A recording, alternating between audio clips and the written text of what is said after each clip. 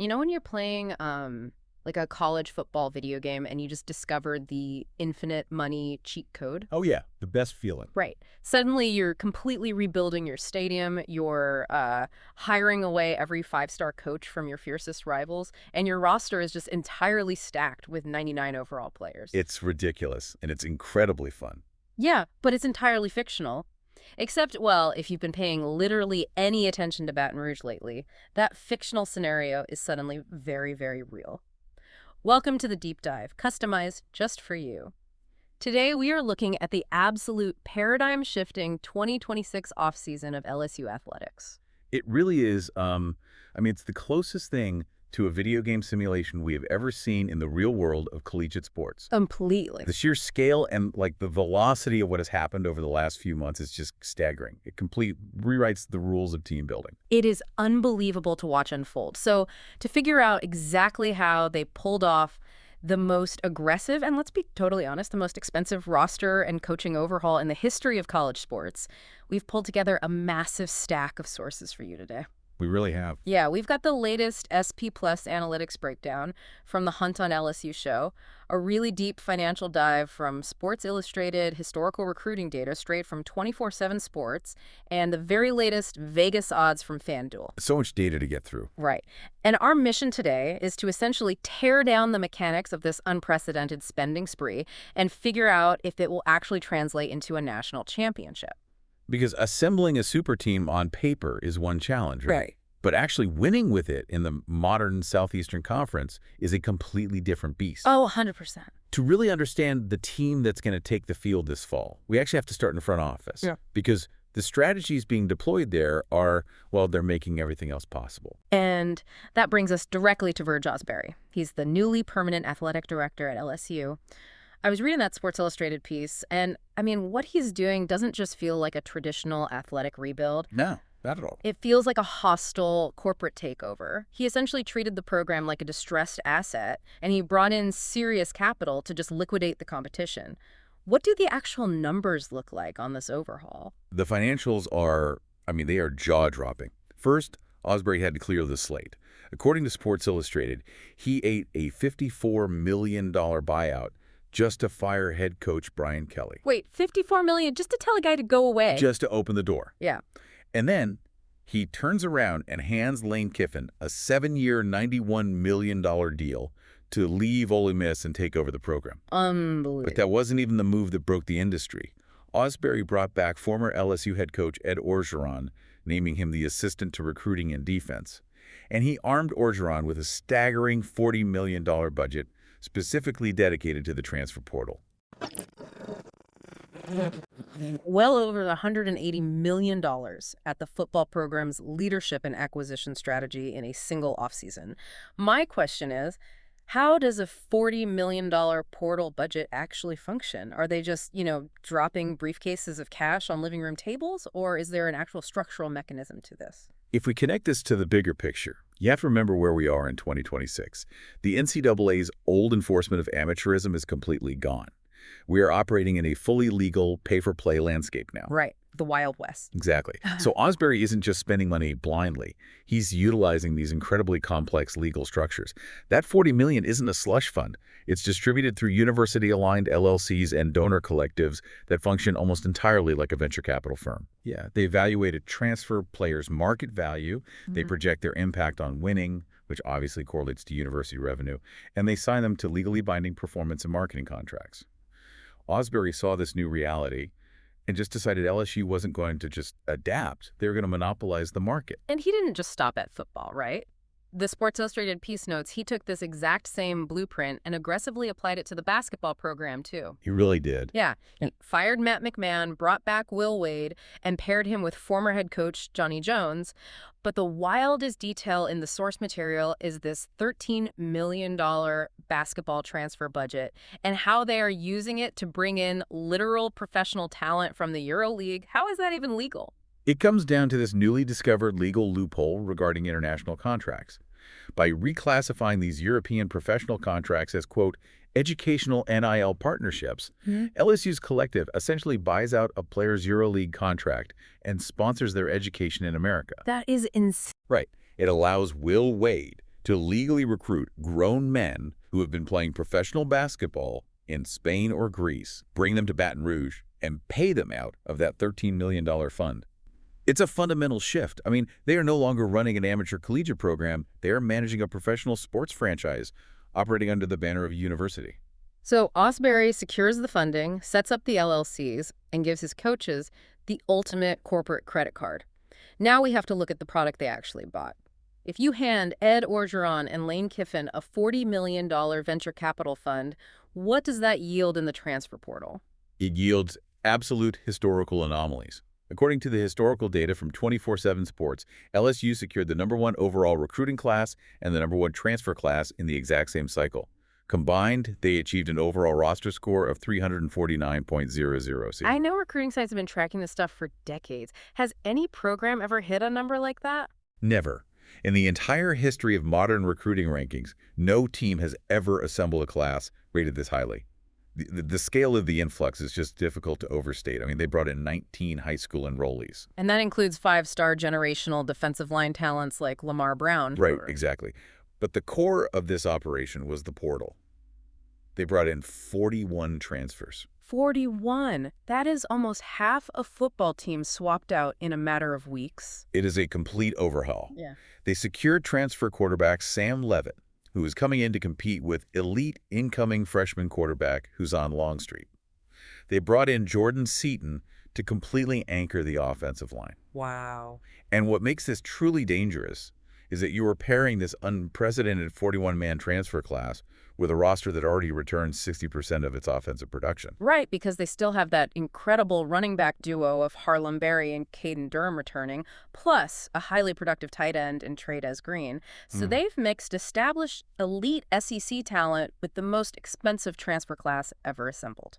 But, this brings up a massive red flag for me. You have 41 guys coming in who are literally playing against each other at rival schools just a few months ago.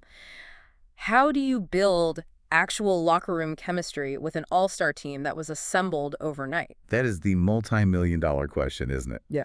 Lane Kiffin actually addressed this recently at a Leadership Power breakfast, and he was surprisingly transparent about the psychological hurdle there. What did he say? He stated, quote, "They've already been wired a certain way. We have to kind of rewire the way that they think to put things aside for the betterment of the team." Rewiring the way a 21-year-old thinks? I mean, that sounds more like military training than football practice. How does a coaching staff actually execute that? Well, it's the defining challenge of the modern portal era. It requires serious psychological synthesis. You have young men coming from totally different systems, totally different coaching styles, and locker room cultures. To rewire them, you have to deliberately strip away their previous identities. You can't just hand them a new playbook. Kiffin's staff is having to create highly controlled, high-stress situations in training camp, adverse scenarios that have absolutely nothing to do with football to force these players to communicate and rely on each other. Interesting. Yeah, you put offensive linemen from rival schools in situations where they have to fail together and rebuild trust, intentionally breaking their old collegiate allegiances, so that the only culture they identify with is the new one being built in Baton Rouge. That makes total sense, because if you just throw a bunch of mercenaries onto a field, they'll fracture the moment they face a fourth-quarter deficit. Exactly. You have to synthesize them first. So assuming Kiffin can actually pull off that psychological rewiring, we have the most highly rated roster in recruiting history, funded by professional-level money. They must be projected to absolutely steamroll the SEC. What do the analytics actually say? The analytics present a remarkably different and highly counterintuitive story. Here's where it gets really interesting. Let's look at the projections from Bill Connolly's SP Plus model, which Hunt on LSU broke down this week. Right. For those not deep in the weeds, ST Plus is a tempo and opponent-adjusted measure of college football efficiency. It looks past raw box scores to tell you how good a team actually is on a play-by-play basis. And based on the returning production and portal additions, the SP Plus system ranks LSU's defense as the #2 unit in the entire nation. The underlying defensive metrics are incredibly strong. You have proven production everywhere. Devin Keys and TJ Daugherty were absolute tackling machines last year. Whit Weeks has a massive, highly efficient track record. Oh, yeah. And Ty Benefield made an absurd amount of stops before transferring in. The objective, play-by-play data, says this is an elite defensive front. And the offense sits at number 22 on paper, but as Hunt on LSU pointed out, that number 22 ranking is based heavily on last year's raw metrics and doesn't fully bake in the coaching upgrade. Lane Kiffin and his offensive coordinator, Charlie Weiss Jr., are universally recognized as offensive savants. Oh, absolutely. The consensus is they will vastly overperform that number 22 ranking.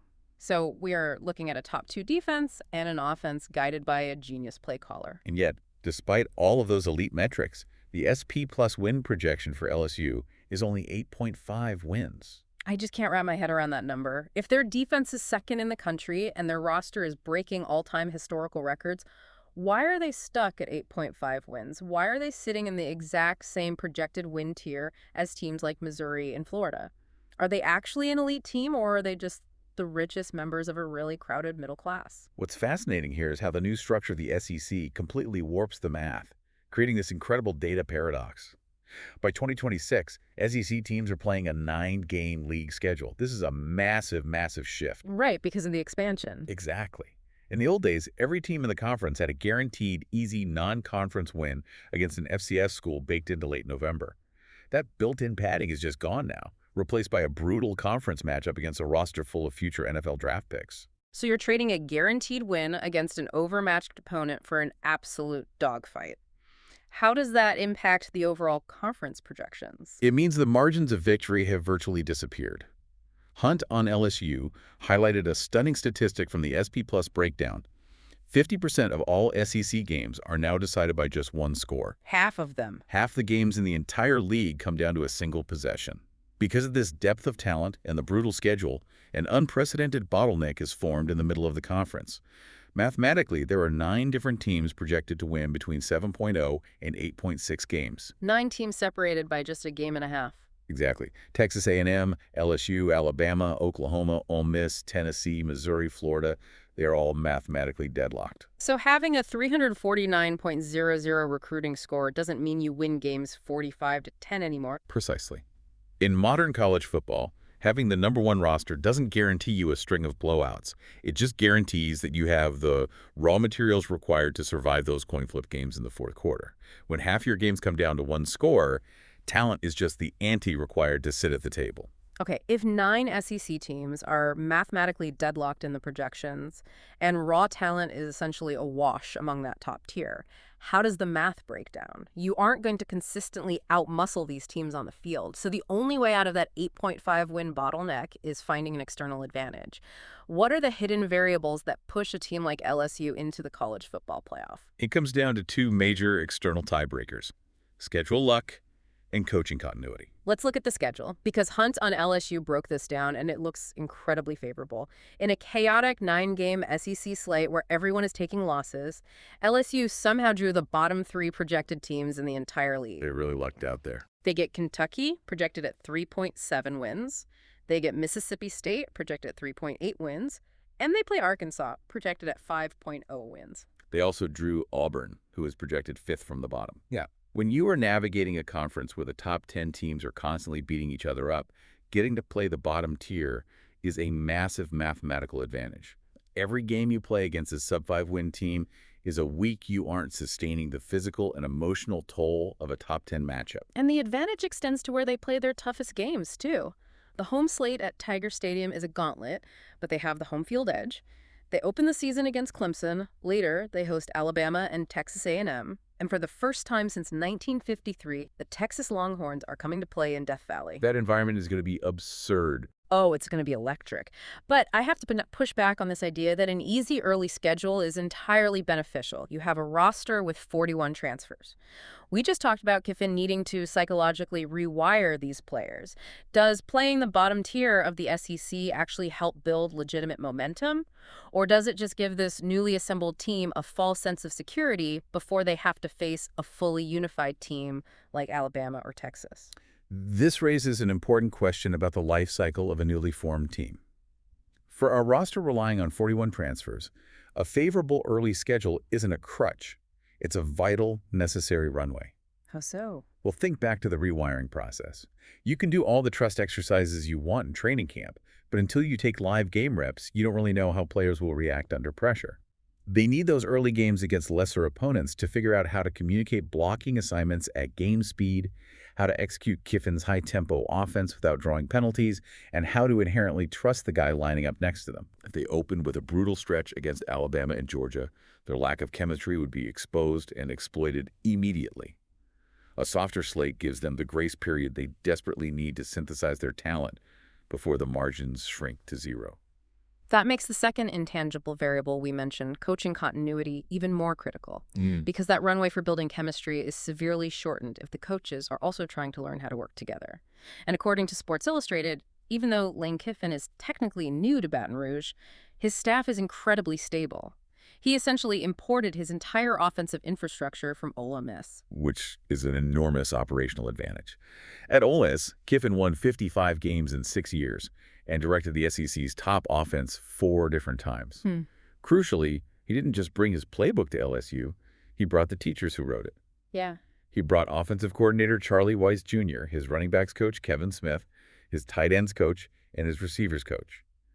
The men teaching the system already know its nuances inside and out. And on the defensive side, they maintained continuity with the existing LSU structure. They retained Blake Baker, the successful 2025 defensive coordinator, while strategically blending in new faces from Ole Miss, like linebackers coach Chris Kiffin. They've found a way to mix institutional knowledge of the LSU defense with the new overarching philosophy of the head coach. The value of that cannot be overstated. The players might be entirely new to each other, but the coaches are operating in perfect lockstep. That familiarity allows the staff to implement complex systems incredibly fast. There is no learning curve in the coaches' room.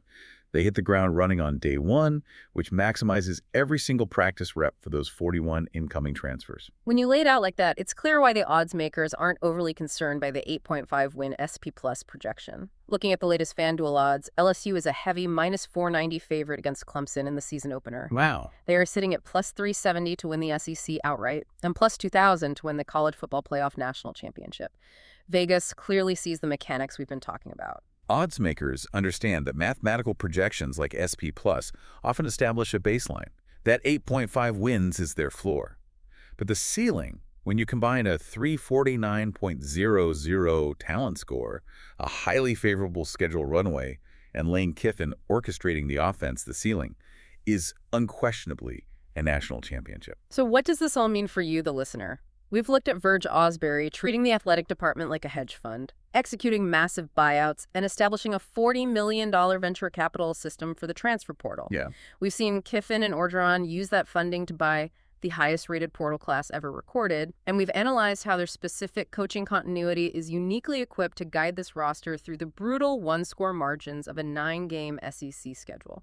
It is, without a doubt, the ultimate high-stakes experiment in the history of college sports. It really is a totally unprecedented blueprint. We're watching an athletic department test the absolute limits of the modern, unregulated collegiate landscape. They have the talent, they have the financial infrastructure, and they have the psychological runway to actually make it work. Now they just have to prove they can effectively rewire 41 individual mercenaries into a single, cohesive unit.